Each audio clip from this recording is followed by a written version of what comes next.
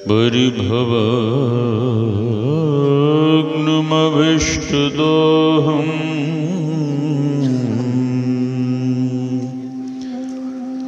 तीर्थास्पदं शिवविरञ्चिनुतं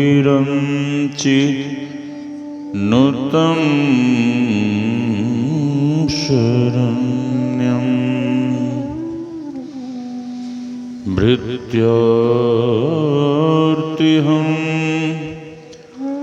प्रणतकालभवाब्धिपोतम्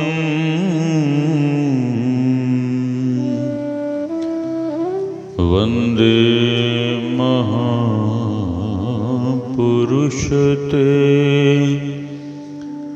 चरणारविन्दम्।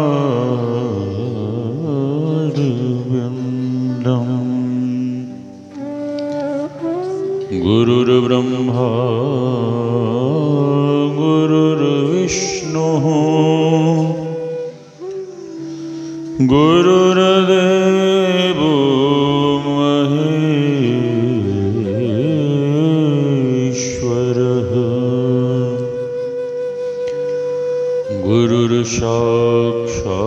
गुरुर्साक्षात् परं ब्रह्म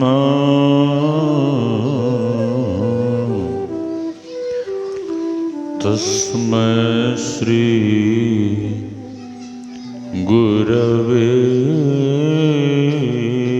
नमः।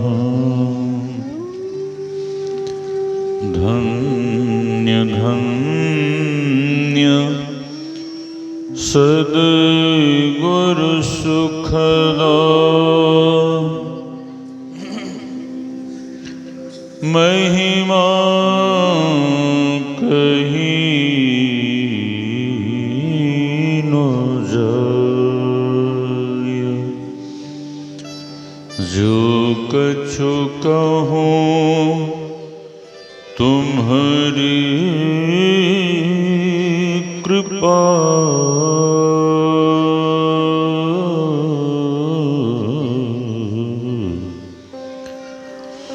मोते कछु न बसाय। मेरा मुझ में कुछ नहीं, जो कुछ है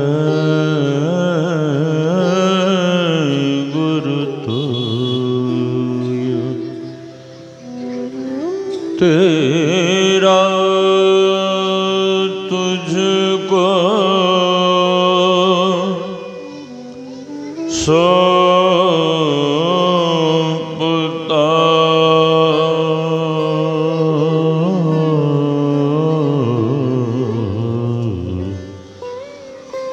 क्या लगेगा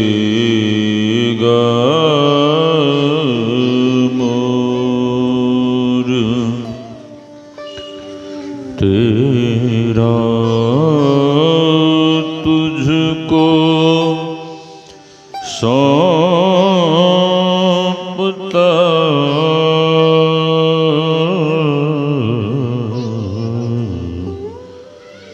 क्या लगेगा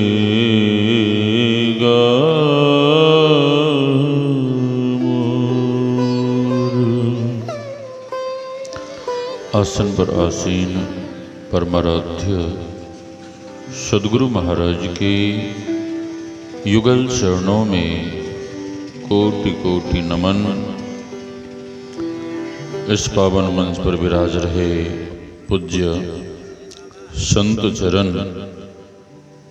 इस ज्ञान यज्ञ में पधारे हुए पूज्य गुरुजन, सत्संग प्रेमी महानुभावों, माताओं एवं भक्तिमती बहनों, आप सबों के भीतर विराज रहे परमात्मा स्वरूप आत्मा को हम वंदन करते हैं। सिया राम में सब जग जानी, करो प्रणाम जोरी जुग बानी। यही भाव लिए हम आप सत्संग ज्ञान रूपी गंगा में अवगाहन कर अपने तन, मन और अंतःकरण को शुद्ध तथा पवित्र बनावे।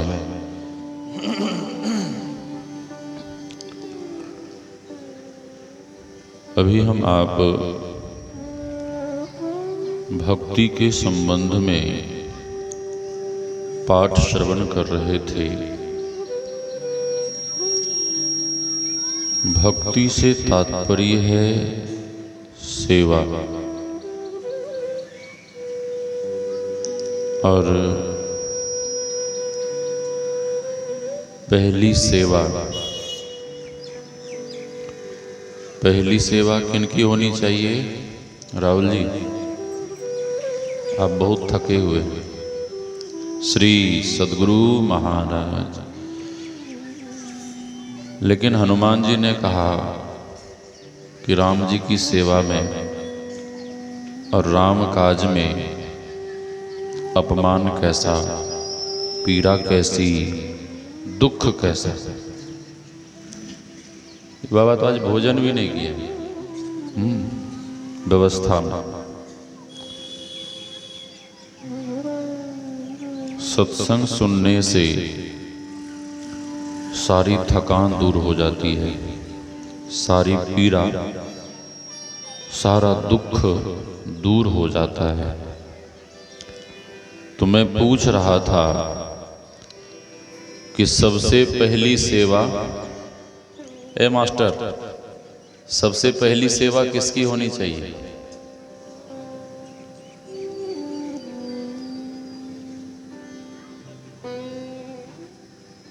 हाँ, सबसे पहली सेवा। इस सीटी को बंद करिए, ठीक बज रहा था पहले। सीटी को बंद करिए केवल, बस आवाज को थोड़ा कम ही रखिए, मैं धीरे धीरे बोलता हूँ। सबसे पहली सेवा माता पिता की। क्यों? हॉर्न की आवाज कम करिए भाई साहब, अब बढ़िया। माता पिता की क्यों? हाँ, उन्हीं के कारण हम आप इस संसार में आए, और प्रथम गुरु हैं माता पिता। रज बीरज के सोई दाता। हमारे गुरु भी पहले प्रथम गुरु माता पिता ही हैं। इसलिए पहली सेवा उन्हीं की होनी चाहिए। लेकिन लोग सेवा नहीं करते, सम्मान नहीं करते, उनका ख्याल नहीं रखते। सेवा की जगह क्या करते हैं? सेवा की जगह लोग अपने माता पिता का अपमान करते हैं और अपशब्द कहते हैं। ऐसा पुत्र क्यों करता है? ऐसा पुत्र इसलिए करता है, सुसंस्कार नहीं मिलने के कारण पुत्र ऐसा करता है। और माताओं के लिए संत ने कहने की कृपा की है, जननी जनै तो भक्त जन, कै दाता कै सूर, नहीं तो रही जय बांझरी, मती गवाजे नूर। माँ बच्चे को जन्म दे तो भक्त पुत्र को जन्म दे। भक्त पुत्र को जन्म नहीं दे सकती तो दानवीर पुत्र को जन्म दे, और दानवीर पुत्र को भी जन्म नहीं दे सकती तो सूरवीर पुत्र को जन्म दे। और इन तीनों में से किसी पुत्र को जन्म नहीं दे सकती, तो संत कहते हैं ऐसी मां को बांझ रह जाना चाहिए।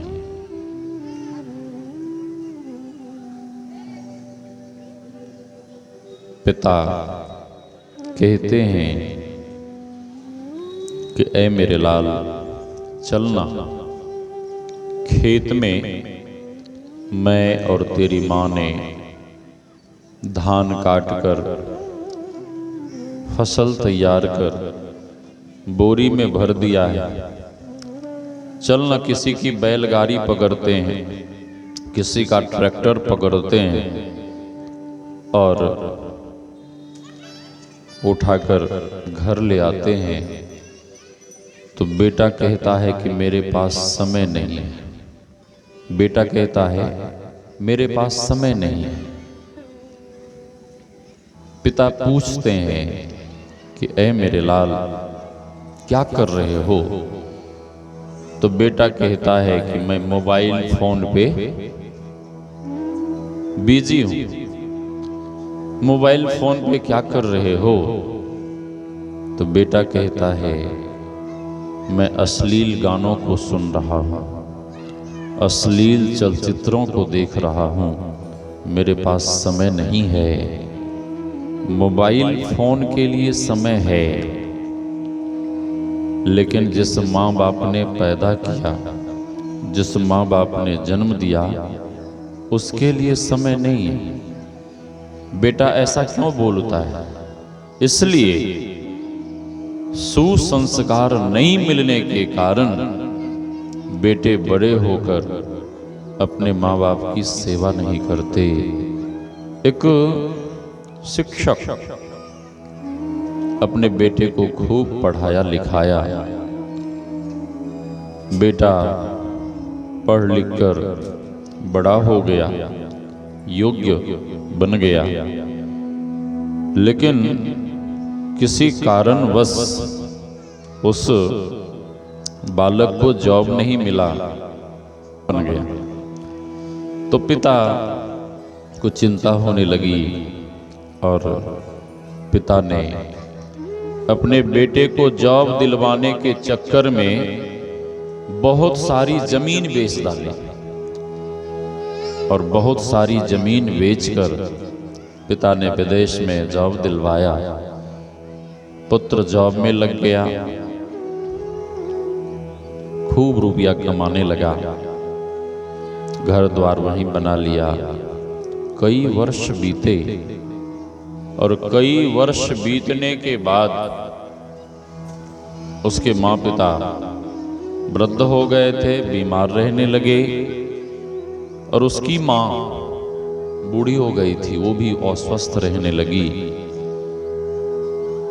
उस लड़के की माँ अपने पति से कहती है कि हे नाथ, अब मेरा स्वास्थ्य ठीक नहीं रहता और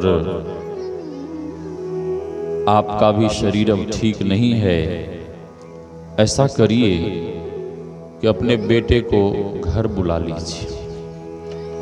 उसके वृद्ध पिता अपनी पत्नी के कहने पर फोन लगाता है और कहता है कि ऐ मेरे लाल, तू घर आ जा, तेरी माँ अस्वस्थ रहती है, तेरी माँ बीमार रहती है, तू घर आ जा, हम तेरी शादी करवा देंगे, तेरा विवाह करवा दूंगा। तो बेटा हंसता हुआ कहता है कि पापा जी, कुछ भी हो जाए हम इंडिया नहीं जाएंगे, और आप जो शादी की बात कर रहे हैं वो तो मैंने कब की कर ली, कब का मैंने लव मैरिज कर लिया, और शादी ही नहीं हमारे 2-2 बच्चे भी हो गए। तो उस वृद्ध पिता ने कहा कि ऐ मेरे लाल, तैने शादी कर ली, तेरे बच्चे हो गए, कोई बात नहीं, तू घर आ जा, तू रहेगा, बहू रहेगी, पोता रहेगा, हम लोगों का जी लगेगा, तू घर आ जा। बेटा डांटता हुआ कहता है कि पापा जी तुम लोग मरो या सरो, हम इंडिया कभी नहीं जाएंगे। और बेटे ने डांटते हुए कहा कि पापा जी तुम्हें यदि आदमी चाहिए तो तुम नौकर रख लो, लेकिन हम इंडिया कभी नहीं जाएंगे। और ये बार बार टेलीफोन कर हमें टेंशन मत दिया करो। और बेटे ने डांटते हुए फोन कट कर दिया, फोन काट दिया। उस वृद्ध पिता को बहुत दुख हुआ और बेटे के डांटने पर वे घर के एक कोने में फूट फूट कर रोने लगे। पत्नी सुनती है, जाती है, पीठ थपथपाती है और कहती है कि हे नाथ, आप को बेटे ने ऐसा क्या कह दिया कि आप रोने लगे? आप इतने अधीर होकर क्यों रो रहे हैं? जैसा भी है आपका बेटा है, पूत कपूत पिता को प्यारो। बेटा चाहे बात कहे,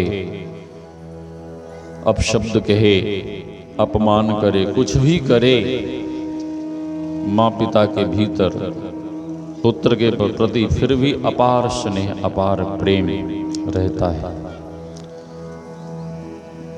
ऑपरेटर कहाँ चले गए? हॉर्न की आवाज कम करवाइए। शुरू में साउंड बढ़िया बज रहा था, ये आवाज को फिर कैसे कर दिए? बुलाइए उनको। श्री सद्गुरु महाराज की जय।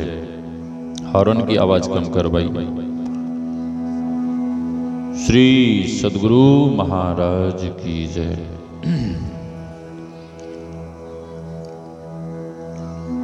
कई महीने बीत गए। वो बूढ़ी माँ पहले से ही बीमार रहती थी, अस्वस्थ रहती थी। हाँ ठीक है, बैठिए आप, बढ़िया। बहुत आवाज नहीं चाहिए, नहीं चाहिए। आप बहुत बढ़िया बजाते हैं, बहुत अच्छा बजाते हैं। श्री सद्गुरु महाराज की जय।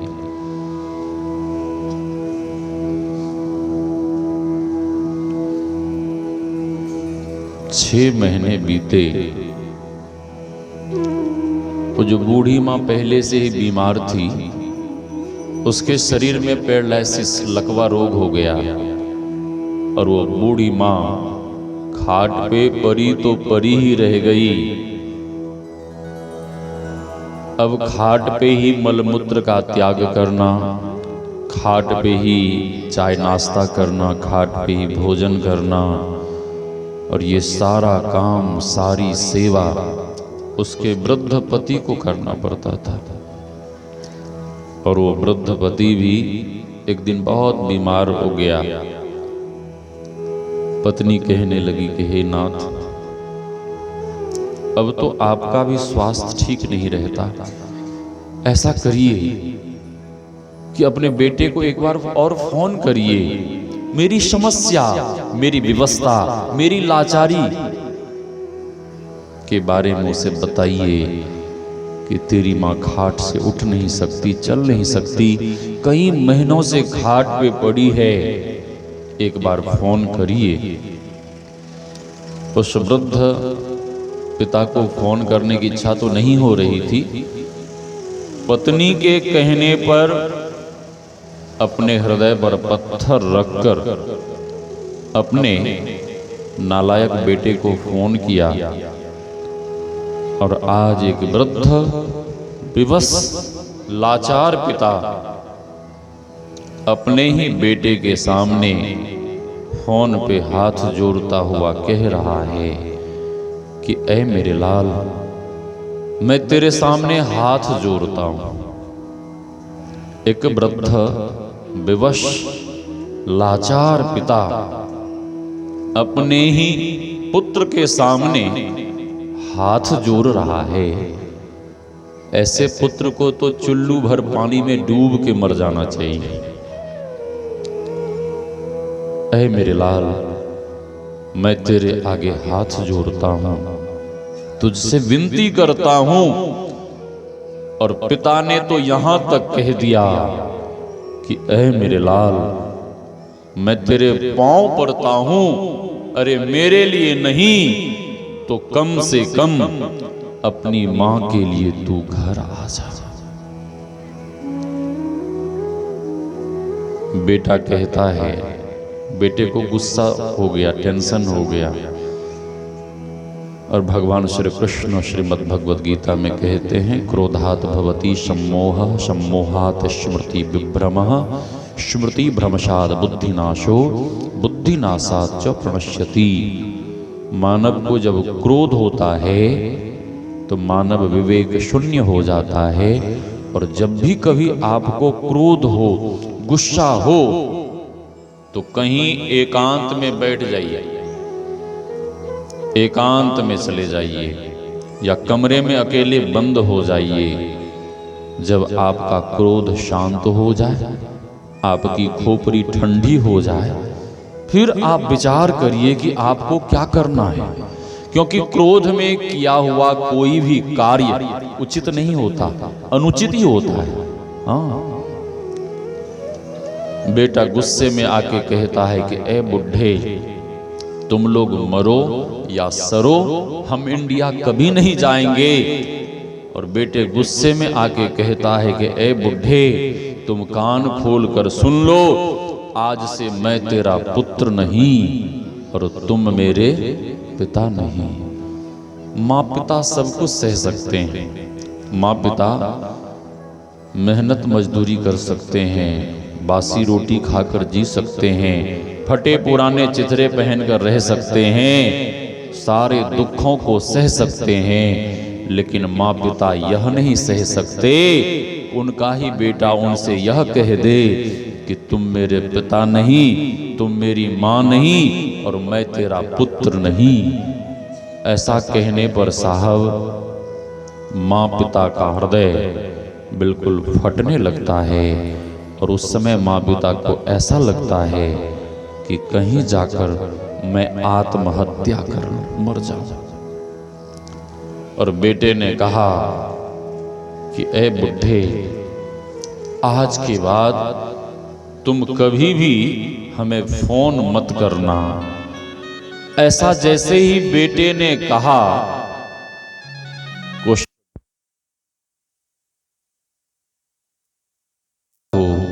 इतना दुख हुआ, इतना दुख हुआ कि दुख से हृदय फटने लगा, हार्ट अटैक आया, टेलीफोन हाथ में ही रहा, धड़ाम से जमीन पे गिरा और उसी समय मर गया। घर में कौन रह गई? घर में रह गई वृद्ध विवश लाचार मां। संध्या का समय है, भूख लगी है, चाय नाश्ता की इच्छा है, लेकिन उसकी ऐसी व्यवस्था है, ऐसी लाचारी है कि अपने से ना तो चाय बना सकती, ना ही नाश्ता ले सकती, और कर सकती है तो केवल प्रतीक्षा प्रतीक्षा प्रतीक्षा। किनकी? अपने पतिदेव की, जो इस दुनिया में नहीं रहे। बेटा था भी तो बुलाने पे नहीं आया, और कोई अवलंब था, सहारा था तो केवल केवल पतिदेव का सहारा था। वो भी उस विवश लाचार मां को छोड़कर चले गए। 8 बज गए, 9 बज गए, रात्रि के 9 बज गए, भोजन का समय। बहुत जोर से भूख लगी है, लेकिन उसकी ऐसी लाचारी है कि अपने से रोटी बना नहीं सकती, अपने से लेकर खा नहीं सकती। 10 बज गए, 11 बज गए, 12 बज गए, सारी रात बीत गई, और भूख के कारण साहब उस वृद्ध विवश लाचार मां को नींद नहीं आई। कभी आप लोगों को भूखा रहने का अवसर मिला होगा तो यह अनुभव जरूर हुआ होगा कि जो भूखे रहते हैं उन्हें ठीक से नींद नहीं आती है। प्रभात हुआ, भीतर में एक आशा का दीप जगा और वो वृद्ध मां सोचने लगी कि लगता है कि मेरे पतिदेव किसी इमरजेंसी कार्य से बाहर गए होंगे, अब आते ही होंगे और जब आएंगे तो मुझे कुछ खाने को देंगे। सवेरा हो गया, 7 बज गए, 8 बज गए, 9 बज गए, 10 बज गए। जब पतिदेव नहीं आए तब उस विवश लाचार मां के मन में अंदेशा होने लगा कि लगता है कि मेरे पतिदेव के साथ कुछ अनहोनी घटना घट गई और इसीलिए मेरे पतिदेव मुझे देखने नहीं आए। अंग काम नहीं कर रहा, अपने शरीर के ऊपर ओढ़े हुए रजाई को मुख से, दांत से खींचकर खाट के नीचे गिराती है, अपने शरीर को दूसरे तरफ गिराती है, उठ नहीं सकती, चल नहीं सकती, अपने शरीर को घसीटती घसीटती। कैसे?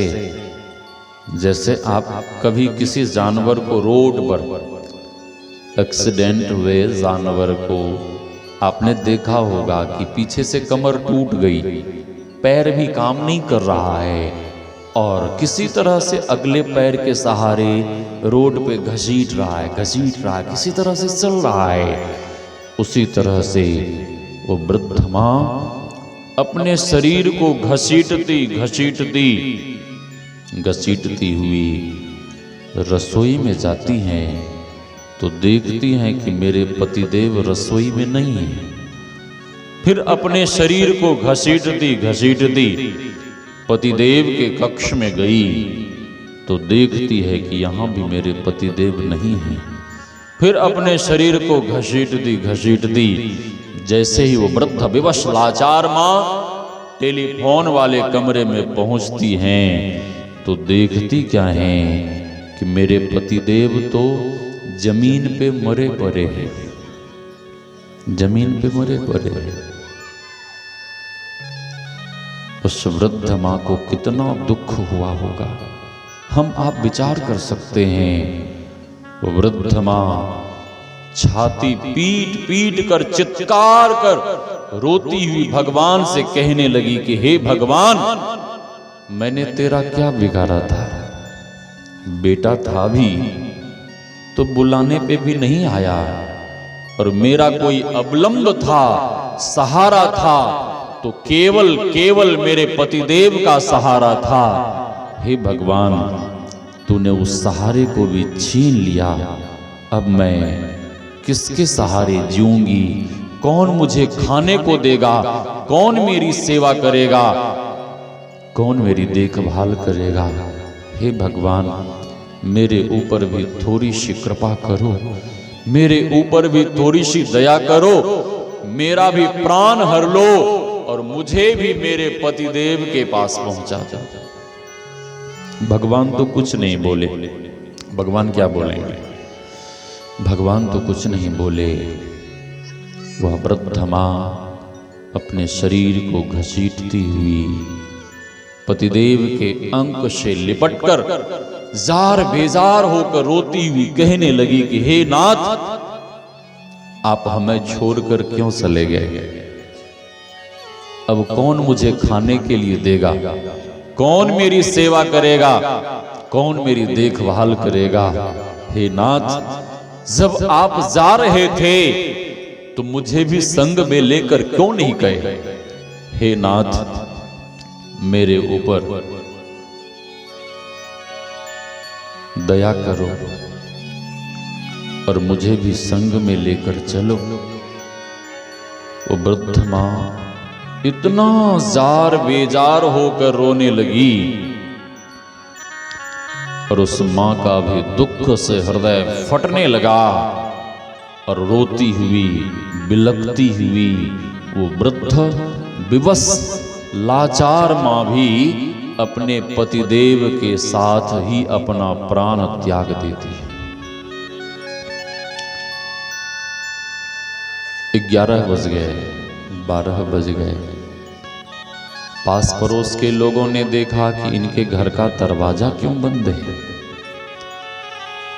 लोगों ने दरवाजे को खटखटाया, भीतर से कोई आवाज नहीं आई। लोगों ने दरवाजे को तोड़ा। जैसे ही पड़ोस के लोग अंदर घुसे तो लोगों ने देखा, अरे ये क्या, दोनों दंपतियों ने एक साथ प्राण त्याग दिए। लगाओ इसके बेटे को फोन। बेटे को फोन लगाया। बेटा कहता है, चाचा जी राम राम। उसके चाचा ने कहा कि राम राम तू अपने पास रख, तू केवल इतना बता कि अपने माँ बाप के संस्कार के लिए तू घर आएगा कि नहीं आएगा। बेटे का जवाब सुनिए। बेटा कहता है, चाचा जी हमारा जॉब है, बिजनेस है, हम तो इंडिया नहीं जा सकते। हाँ, हम इतना कर सकते हैं कि माँ पिता के संस्कार के लिए, श्राद्ध क्रिया भोज भंडारे के लिए जितने डॉलर खर्च होंगे हम डॉलर तो भेज सकते हैं, लेकिन हम इंडिया नहीं जा सकते। उसके चाचा ने कहा कि ए मूर्ख, ये तू डॉलर अपना अपने पास रख, तेरे डॉलर की हमें कोई जरूरत नहीं है। हम समाज के लोग निकम्मे नहीं हैं। हम समाज के लोगों के भीतर इतना सामर्थ्य है कि तेरे माँ पिता का संस्कार, भोज भंडारा सब कुछ धूमधाम से कर सकते हैं। इसीलिए मानव को चाहिए कि समाज में लोगों से मिलकर रहे। मेरे माइक की आवाज कम करिए। श्री सद्गुरु महाराज की जय। इसीलिए समाज में लोगों से मिलकर रहना चाहिए। क्यों? आप पूछेंगे क्यों? इसलिए कि जब अपना ही अपनों को ठुकरा देता है, अपना ही अपनों को किनारा कर देता है, अपना ही अपनों को घर से बेघर कर देता है, तो घर के, समाज के, परिवार के लोग अपने घर के द्वार खोल देते हैं और कहते हैं कि चाचा जी मेरे घर रहिए, मेरे घर किसी चीज की कमी नहीं है। दादाजी मेरे घर रहिए, बाबा मेरे घर रहिए। यदि आपका व्यवहार ठीक नहीं है, समाज से आप मिलकर नहीं रहते हैं, तो अपनों के साथ साथ समाज के लोग भी अपने घर के द्वार आपके लिए बंद कर लेंगे। सब कुछ हो गया। कई महीने बीत गए। वो लड़का वहीं टेलीविजन देख रहा था, अमेरिका में आस्था चैनल, और मेरे ही जैसे एक महात्मा मातृ पितृ भक्ति के संबंध में उपदेश दे रहे थे, ज्ञान, माता पिता के सेवा के महत्व को सुना रहे थे। और उस लड़के ने जब माता पिता के सेवा के महत्व को सुना, समझा, जाना, उस लड़के को भी अपना माँ बाप याद आया और वो टेलीविजन के सामने ही माँ बाप को याद कर बिलख बिलख कर रोने लगा। अब माँ बाप को याद करने से क्या माँ बाप मिल जाएंगे? मिलेंगे नहीं। जीवन में माँ बाप एक ही बार मिलते हैं। जीवन में माँ बाप एक ही बार मिलते हैं। मित्र बहुत मिलेंगे, रिलेटिव, दोस्त के संबंधी बहुत मिलेंगे, यहां तक कि पत्नी भी बहुत मिल जाएगी। भारत में तो 1-2 विवाह करते हैं, विदेशों में लोग 30-35 विवाह करते हैं, 40 विवाह करते हैं। हाँ, ऐसे लोगों से मैं मिला हूं। पत्नियां बहुत मिल जाएंगी, मित्र बहुत मिल जाएंगे, सगे संबंधी बहुत मिलेंगे। क्या माँ बाप बहुत और बहुत बार मिलेंगे क्या? नहीं, माँ बाप केवल एक ही बार मिलते हैं। और माँ बाप की इतनी सेवा की जाए, इतनी सेवा की जाए, इतनी सेवा करनी चाहिए कि माँ बाप के मरने के बाद में पुत्र को पश्चाताप न करना पड़े कि मैंने माँ बाप की सेवा नहीं की, बाद में पछताना नहीं पड़े। वो लड़का तुरंत ब्रीफकेस में कपड़े पैक किया, तत्काल एयर टिकट बनाया, इंडिया आया। बूढ़े बुजुर्गों से कहता है, दादाजी राम राम, चाचा जी राम राम। बूढ़े बुजुर्गों ने कहा कि ए मूर्ख, ये राम राम तू अपने पास रख, तेरे अभिवादन की हमें कोई जरूरत नहीं है, तेरे जैसे कपूत का हम लोग मुख भी नहीं देखना चाहते। वो लड़का समझ गया कि मेरे व्यवहार से समाज के लोग बड़े दुखी हैं, नाराज हैं। लड़का रोने लगा, रोता हुआ घर गया, माँ बाप को याद कर रोने लगा।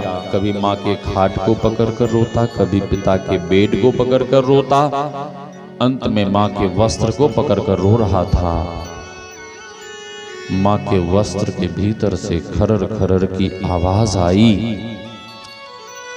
वस्त्र के तय को लड़का खोलता है और जैसे ही वस्त्र के तय को खोला, माँ का लिखा हुआ खत मिला। माँ के हैंडराइटिंग को लड़का पहचान लेता है। माँ लिखती है कि ऐ मेरे लाल, मेरा स्वास्थ्य अब ठीक नहीं रहता और मैं इस संसार को छोड़कर जाने वाली हूँ। मैं तो संसार को छोड़कर जा रही हूँ, लेकिन मेरी दुआएं और मेरा आशीर्वाद सदैव तुम्हारे साथ है।